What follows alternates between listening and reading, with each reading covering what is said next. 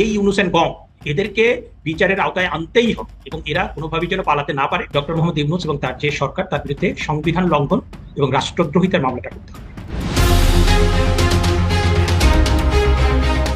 এদিকে রাষ্ট্রদ্রোহ মামলায় গ্রেফতার হতে চলেছেন ডক্টর ইউনূস সহ সকল উপদেষ্টা। পালানোর সব পথ বন্ধ। তারেক রহমান ও নরেন্দ্র মোদীর ডিল ফাইনাল।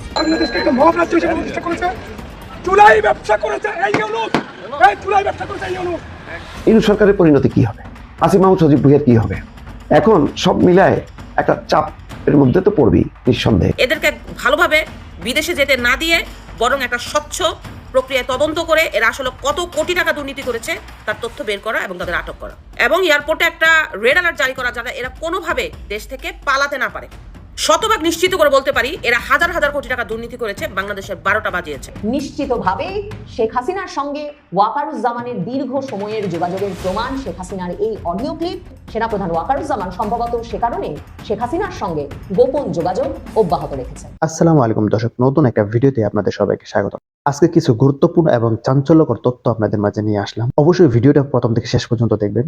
ইতিমধ্যে ভিডিওর কিছু অংশ আপনারা দেখছেন, অবশ্যই বাকি অংশগুলো দেখে যাবেন। প্রতিনিয়ত এরকম আপডেট পেতে আমাদের ফেসবুক পেজ এবং ইউটিউব চ্যানেলকে ফলো করতে পারেন। তো কথা না বাড়িয়ে চলুন আমরা মূল আলোচনায় ঢুকে পড়ি। মাত্র 12 থেকে 24 ঘন্টার মধ্যে নতুন সরকার শপথ করাচ্ছে। ডক্টর ইউনূসের উপদেষ্টা মণ্ডলীর ক্ষমতার পালাবদল হচ্ছে। এখনই বিএনপি সরকারের দরকার এদেরকে ভালোভাবে বিদেশে যেতে না দিয়ে বরং একটা স্বচ্ছ প্রক্রিয়ায় তদন্ত করে এরা আসলে কত কোটি টাকা দুর্নীতি করেছে তার তথ্য বের করা এবং তাদের আটক করা এবং এয়ারপোর্টে একটা রেড অ্যালার্ট জারি করা যাতে এরা কোনোভাবে দেশ থেকে পালাতে না পারে। শতভাগ নিশ্চিত করে বলতে পারি এরা হাজার হাজার কোটি টাকা দুর্নীতি করেছে, বাংলাদেশের 12টা বাজিয়েছে। ডক্টর ইউনূস যে ক্ষমতার বসে 666 কোটি টাকা মাফ করাইছে, কোন আইনে করাইছে? বিএনপি সরকারের দরকার এটা আবার তথ্য করে বের করা যে 666 কোটি টাকা যদি সে ক্ষমতার বলে মাফ করায় তাহলে এটা আবার বাজেয়াপ্ত করা, এটা সরকারের কোষাগারে নেওয়া। গ্রামীণ প্রতিষ্ঠানে 25% ছিল সরকারের, সেটা ইউনূস কেটে 10% সরকারকে দিছে। এটারও একটা তদন্ত করা উচিত যে আসলেই সরকার 25% পায় কিনা। যদি সরকার 25% পায় তাহলে সরকার অবশ্যই গ্রামীণ প্রতিষ্ঠান থেকে 25% নেওয়া উচিত। ডক্টর ইউনূসের স্থাবর অস্থাবর সম্পত্তির একটা হিসাব করা দরকার যে 85 বছরে সে কত টাকা কামাইছে আর এই 1.5 বছরে সে কত টাকা কামাইছে। আসিফ মাহমুদ সজীব ভুইয়া অনেকে বলছে 11,000 কোটি টাকা দুর্নীতি করেছে, 11,000 কোটি টাকা। ও এখন এনসিপি থেকে বড় বড় কথা বলছে, এনসিপি জামা থেকে শেল্টার দিবে, ইউনূসের পালা তো শেষ, কিন্তু এর কাছে অনেক টাকা আছে। একেও ধরলে আসলে বের হবে এর কাছে কত টাকা আছে। এরপর আসিফ নজরুল, কয়দিন আগে দেখছেন আসিফ নজরুলের তথ্যে যে দিছে আপনার সম্পত্তির হিসাব, সেখানে মাত্র 12 লাখ টাকা তার বৃদ্ধি হয়েছে এই 1.5 বছরে। একটা নর্মাল ব্যবসায়ী যদি ব্যবসা করে ভালো মতো প্রতি বছর মাসে কমপক্ষে 1.5 লক্ষ টাকা থেকে 2 লক্ষ টাকা ইনকাম, সেইখানে 1.5 বছর আসিফ নজরুলের মাত্র 12 লক্ষ টাকা ইনকাম। হাস্যকর কথা। এরও একটা সুস্থ তদন্ত করা দরকার, কারণ এই জঙ্গিদের জেলখানা থেকে ছাড়ছে, সন্ত্রাসীদের ছাড়ছে, এখানে শত শত কোটি টাকায় বাণিজ্য করছে। এরপরে ফারুকি, এর নাকি অর্থ কমেই গেছে, তার সম্পত্তির হিসাবে দেখানো হলো তার যে অর্থ ছিল এখান থেকে 18 মাসে অনেক কমছে, ওর ওয়াইফের সম্পত্তি বাড়ছে। এটা হাস্যকর কথা। তাই এর বউরে সহ ধরা উচিত যে আসলে এর বউয়ের টাকা কত বাড়ছে। এই বিএনপি সরকারের দরকার একটা সুস্থ তদন্ত করে যে তার কোনো টাকা বিদেশে না যায়, এদের একটা তদন্ত করে এদেরকে ছাড় দেওয়া।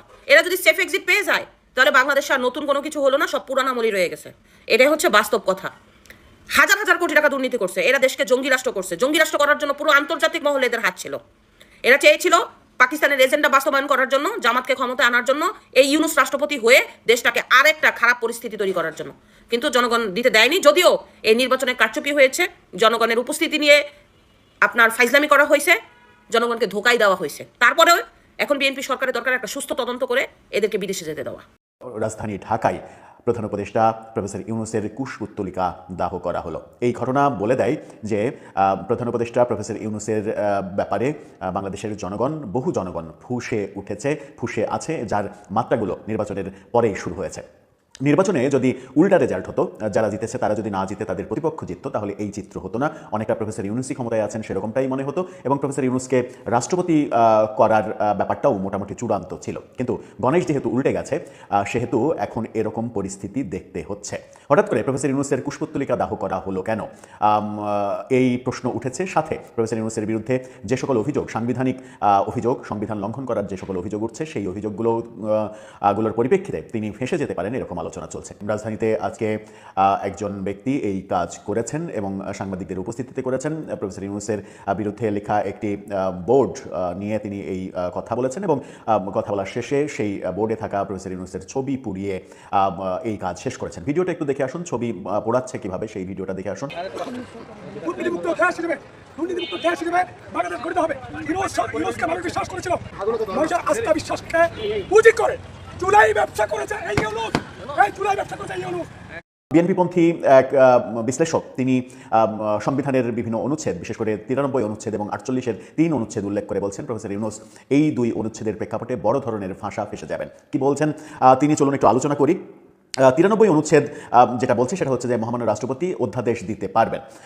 যে কোনো একটা প্রয়োজন হলে, সংকটের জন্ম হলে রাষ্ট্রপতি অধ্যাদেশ দিতে পারবেন। আবার 48-এর 3 অনুচ্ছেদ বলছে প্রধান বিচারপতি এবং প্রধানমন্ত্রী নিয়োগ ছাড়া বাংলাদেশের রাষ্ট্রপতি সংবিধান অনুযায়ী একা কোনো সিদ্ধান্ত নিতে পারবেন না। অর্থাৎ একমাত্র 2টা জায়গায় তিনি প্রধানমন্ত্রী কিংবা প্রধান উপদেষ্টার কথাতে কাজ করবেন না, নিজের ইচ্ছায় কাজ করবেন। সেটা হচ্ছে প্রধানমন্ত্রী নিয়োগ করবেন এবং প্রধান উপদেষ্টা নিয়োগ করবেন। প্রধানমন্ত্রী নিয়োগ অবশ্য ভোটের মাধ্যমে হয়, সেখানে তো আর কিছু করার নেই। প্রধান উপদেষ্টা নিয়োগের পুরোপুরি স্বাধীনতা তার রয়েছে। এই 2টা বাদ দিয়ে রাষ্ট্রপতি যা কিছু করবেন, যত কাজ করবেন, সব কিছুই প্রধানমন্ত্রীর পরামর্শক্রমে করবেন কিংবা প্রধান উপদেষ্টার পরামর্শক্রমে করবেন। রাষ্ট্রপতি এখন পর্যন্ত যত অধ্যাদেশ জারি করেছেন, শত অধ্যাদেশ জারি করেছেন।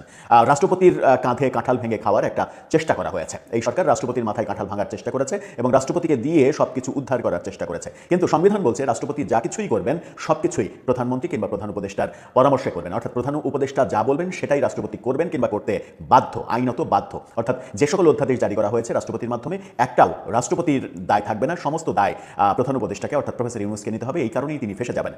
কি দায় নিতে হবে? একটা হচ্ছে যে জুলাই সনদ বাস্তবায়নের অধ্যাদেশ যেটা জারি করেছেন, জুলাই সনদকে সংবিধানের উপরে স্থান দেওয়া সহ জুলাই সনদে যা কিছু আছে এটাকে আইনি ভিত্তি দিয়েছেন রাষ্ট্রপতি অধ্যাদেশের মাধ্যমে, যেটা একেবারেই সংবিধান পরিপন্থী, আইন পরিপন্থী, তেমনটা বলছেন এই বিএনপির বিশ্লেষক। আবার বলছেন যে তিনি যে গণভোটের অধ্যাদেশ দিয়েছেন, গণভোট সংবিধানে নেই, যে ব্যাপারটা সংবিধানে নেই সেই ব্যাপারটা তাকে দিয়ে অধ্যাদেশ দেওয়ানো হয়েছে এবং প্রধান উপদেষ্টা এই কাজটা করেছেন। এরকম সংবিধান বিরোধী বহু অধ্যাদেশ দেওয়া হয়েছে, যে অধ্যাদেশ দেওয়ানোর ব্যাপারে সম্পূর্ণ প্রফেসর ইউনূস প্রধান উপদেষ্টা হিসেবে ফেসে যাবেন সংবিধান বিরোধী কর্মকাণ্ড করার জন্য। এই আলোচনা এখন জোরে সোরে উঠেছে। এছাড়া বলা হচ্ছে যে যেটা বললাম সেটা হবে আইন সংশোধন করে নির্বাহী আদেশে আওয়ামী লীগের কার্যক্রমের উপরে যে নিষেধাজ্ঞা দেওয়া হয়েছে সেটাও বেআইনিভাবে করা হয়েছে এবং এই কাজ সরকার করতে পারে না। নির্বাহী আদেশে কোনো দলকে নিষিদ্ধ করতে পারে না, সেই কাজটা এই সরকার করেছে। সেই জন্য আইন উপদেষ্টা এবং প্রফেসর ইউনূস প্রধান উপদেষ্টা তার ফেসে যাওয়ার সম্ভাবনা রয়েছে। এই জুলাই অভ্যুত্থানে অগ্রহণযোগ্যভাবে যে ইন্ডেমনিটি দেওয়া হয়েছে, অর্থাৎ 5 আগস্ট থেকে 31 আগস্ট পর্যন্ত এই সময়ের যে ইন্ডেমনিটি দেওয়া হয়েছে, 5 আগস্ট পর্যন্ত ইন্ডেমনিটি সবারই প্রত্যাশা ছিল, সবাই এটাকে গ্রহণ করবে। কিন্তু 5 আগস্ট থেকে 31 আগস্ট পর্যন্ত যখনই আপনি ইন্ডেমনিটি দিতে যাবেন, এই সময়ে যে ধরনের ম্যাসাকার হয়েছে সারা দেশে, সেটা তো আন্দোলনের সময় না, আন্দোলন পরবর্তী হয়েছে। এটা রাজনৈতিক হিংসা বিদ্বেষ থেকে হয়েছে, হিংসার চাষ করা হয়েছে। সেগুলোকে যখন ইন্ডেমনিটি দেওয়া হয়েছে তখন এই সরকারের প্রতি অভিযোগ আসবে কিংবা আসছে যে এই কাজগুলো এই সরকারই করিয়েছে। যে ম্যাসাকার অবস্থা সারা দেশে হয়েছে সেটার ইন্ডেমনিটি এটাও আইনের বৈধতা পাবে না, এটা বলছেন অনেকে। আন্তর্জাতিক অপরাধ ট্রাইব্যুনাল যেখানে শেখ হাসিনার বিচার হচ্ছে, সেটাও একটা হিংসার বশবর্তী হয়ে কাজটা করা হয়েছে আইন সংশোধন করে। আন্তর্জাতিক অপরাধ ট্রাইব্যুনাল আইন 1973-এর যে আইন, সেই আইনে এই আদালতে একমাত্র 1971 সালের মহান মুক্তিযুদ্ধের যারা যুদ্ধাপরাধের সঙ্গে জড়িত তাদের বিচার করার জন্য এই আদালত গঠন করা হয়েছে। অথচ এই যুদ্ধাপরাধীদের বিচারের জন্য তৈরি করা আদালতে শেখ হাসিনাকে বিচার করা, এটা একটা রাজনৈতিক হিংসা বিদ্বেষের বশবর্তী হয়ে করা। যে শেখ হাসিনা যাদেরকে বিচার করেছেন তাদের হয়ে, তাদের প্রতিনিধিত্ব করে প্রফেসর ইউনূস সেই আদালতে শেখ হাসিনার বিচার করার চেষ্টা করেছেন। অথচ এই আলোচনা সর্বত্র ছিল যে শেখ হাসিনার যদি দোষ থাকে, শেখ হাসিনার অপরাধ, সেগুলো নর্মাল আদালতে কিংবা বিশেষ ট্রাইব্যুনাল তৈরি করে, আলাদা একটা বিশেষ ট্রাইব্যুনাল তৈরি করে সেটা করা যেত। সেটা না করে আন্তর্জাতিক অপরাধ ট্রাইব্যুনালে তার বিচার করে এক ধরনের প্রতিহিংসা চরিতার্থ করা হয়েছে। সেই অভিযোগও তার বিরুদ্ধে উঠছে এখন। অভিযোগ রয়েছে যে সরকারের শেষ সময়ে এসে 1 লক্ষ কোটি টাকারও বেশি, সরকারের শেষ সপ্তাহে 1 মাসের মধ্যে 1 লক্ষ কোটি টাকারও বেশি টাকার কার্যাদেশ দেওয়া হয়েছে, কেনাকাটার কার্যাদেশ দেওয়া হয়েছে, যেটা কোনোভাবেই গ্রহণযোগ্য নয় সরকারের শেষ সময়ে এসে। যার মধ্যে রয়েছে আমেরিকা থেকে বোয়িং কেনা, সেটা প্রায় 35,000 কোটি টাকা। এই সিদ্ধান্ত সরকারের এই সিদ্ধান্ত অনেকে বলছেন যে এই তড়িঘড়ি করে শেষ সময়ে এসে, শেষ মাসে এসে এই কার্যাদেশ 1 লক্ষ কোটি টাকারও বেশি কেনাকাটার যে কার্যাদেশ, এই কার্যাদেশের পেছনে কোনো স্বার্থ আছে কিনা, এখান থেকে কোনো মুনাফা পেতে চায় কিনা সরকারের বিভিন্ন পর্যায়ের বিভিন্ন জন, এই অভিযোগ উঠছে। এবং এই যে তড়িঘড়ি ক্রয় আদেশ দেয়া, এটার পেছনে কোনো অসৎ উদ্দেশ্য থাকতে পারে বলে অনেকে মনে করছেন। এবং এই কার্যাদেশের মাধ্যমে পরবর্তী সরকারকে একটা বিপদের মধ্যে ফেলে গেছে প্রফেসর ইউনূস সরকার। অভিযোগ আছে তার বিরুদ্ধে।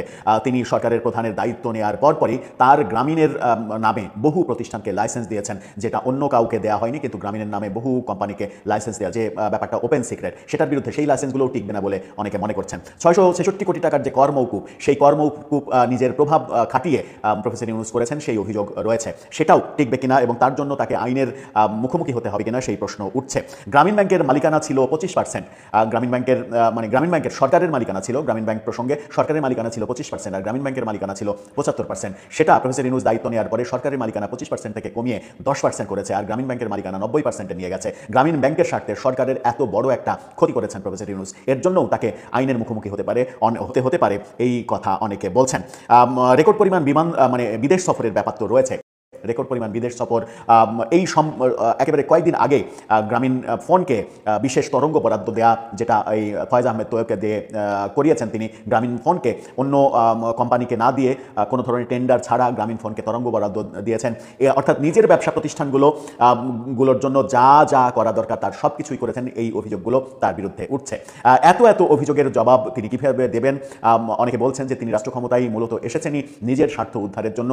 এই অভিযোগ যারা করছেন তাদের অভিযোগগুলো কতটা সত্য সেটাই এখন দেখার বিষয়।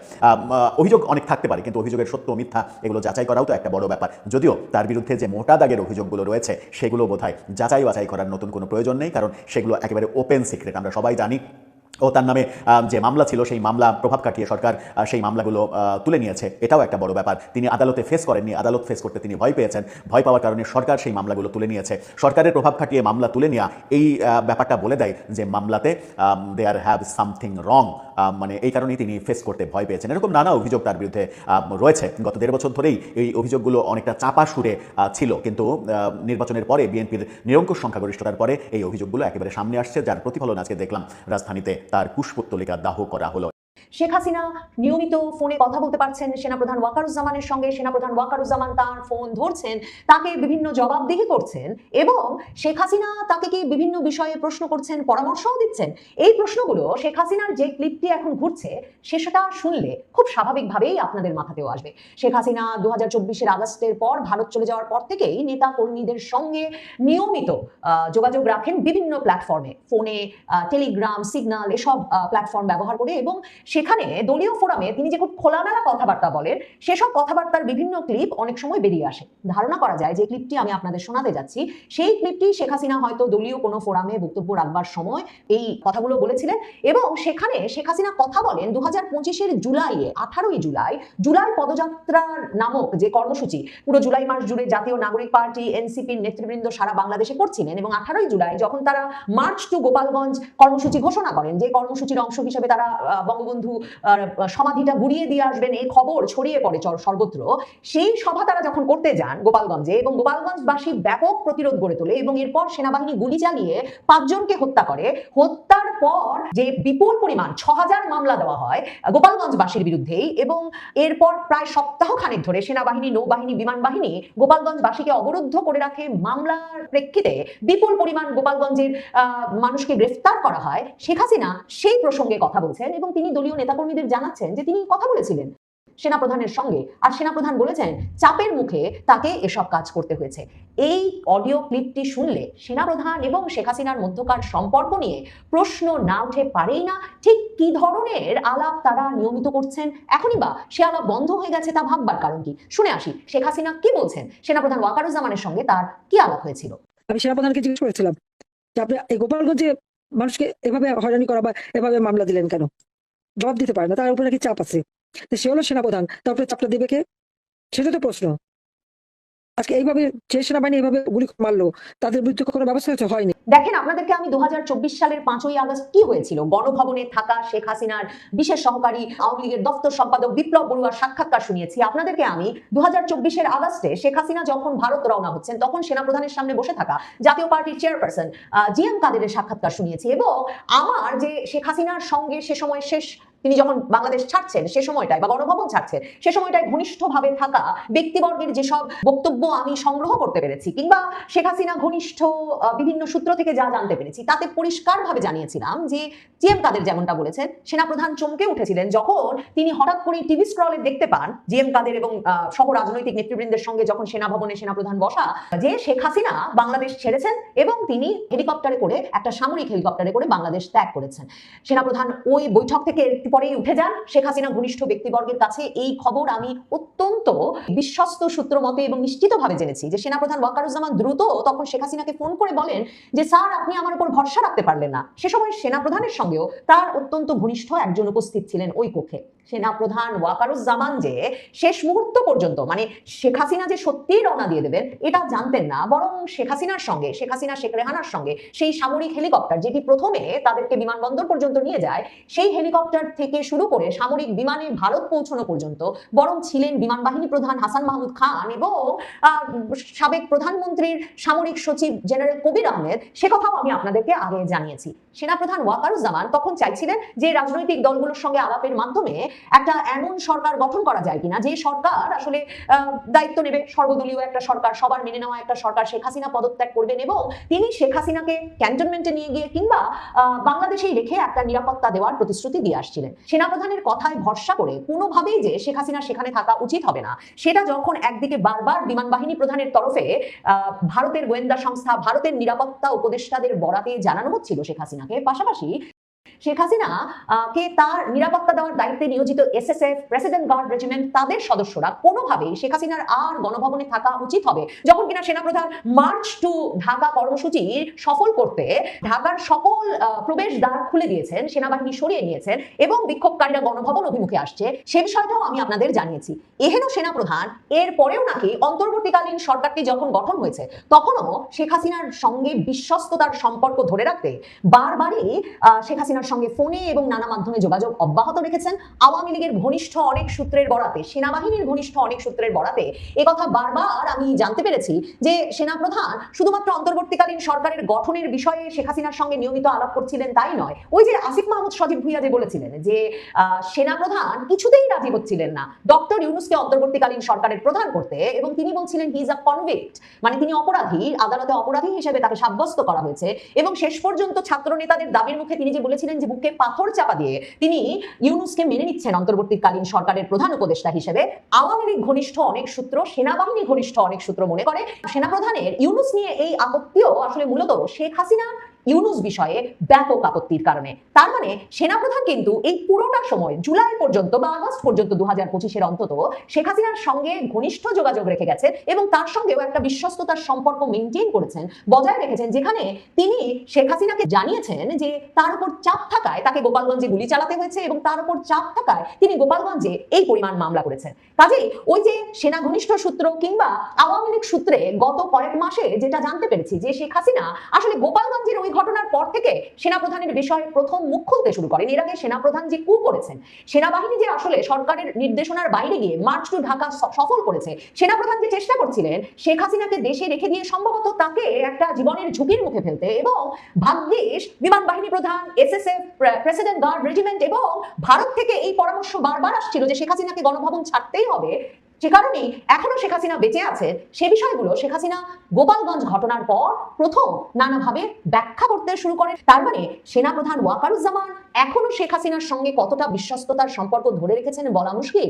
তবে শেখ হাসিনা চাইলে যে সেনাপ্রধান ওয়াকারুজ্জামানের সঙ্গে নিয়মিত যোগাযোগ রাখতে পারেন এই কনভারসেশনে, মানে যেখানে শেখ হাসিনা নিশ্চিতভাবে বলছেন যে তাকে এক রকমের জবাবদিহিতা করেছেন গোপালগঞ্জের ঘটনার জন্য সেনাপ্রধান ওয়াকারুজ্জামান, সেই অডিও ক্লিপ থেকে এটা নিশ্চিত। সেনাপ্রধান ওয়াকারুজ্জামানকে তার সঙ্গে নিয়মিত আওয়ামী লীগ সভানেত্রী শেখ হাসিনার যোগাযোগ হয় কিনা সে প্রশ্ন করবার সাংবাদিকদের সঙ্গত কারণে, মানে দেশি বিদেশি কোনো সাংবাদিকের সঙ্গত কারণে সুযোগ হয় নাই বা হবে কিনা বলা যাচ্ছে না। তবে নিশ্চিতভাবেই শেখ হাসিনার সঙ্গে ওয়াকারুজ্জামানের দীর্ঘ সময়ের যোগাযোগের প্রমাণ শেখ হাসিনার এই অডিও ক্লিপ এখনো যোগাযোগ আছে কিনা সে সন্দেহ নিশ্চয়ই করতে হয়, কারণ নিশ্চিতভাবে ওয়াকারুজ্জামানের ক্ষেত্রেও তিনি কিভাবে আসলে এক্সিট নেবেন, তার নিরাপত্তা কি করে নিশ্চিত হবে। তিনি হয়তো গত কমাসে বিএনপি জামাত যাকেই যা সার্ভিস দিয়ে থাকুন না কেন বা ইউনূস সরকারকে তিনি যতই মানে আশকারা দিয়ে থাকুন, সমর্থন দিয়ে তাদেরকে একটা মবের রাজত্ব কায়েম করার সুযোগ দিন না কেন, কিংবা তিনি মার্চ টু ঢাকা ঘটতে দিয়ে শেখ হাসিনা সরকারের পতন ঘটাতে দিন না কেন। তিনি জানেন শেষ পর্যন্ত তার নিরাপত্তা নিশ্চিত করতে শেখ হাসিনার রাজনৈতিক শক্তি, শেখ হাসিনার কৌশল গুরুত্বপূর্ণ ভূমিকা রাখতে পারে। সেনাপ্রধান ওয়াকারুজ্জামান সম্ভবত সে কারণে শেখ হাসিনার সঙ্গে গোপন যোগাযোগ অব্যাহত। ভিডিওটি সকলে শেয়ার করে দেবেন।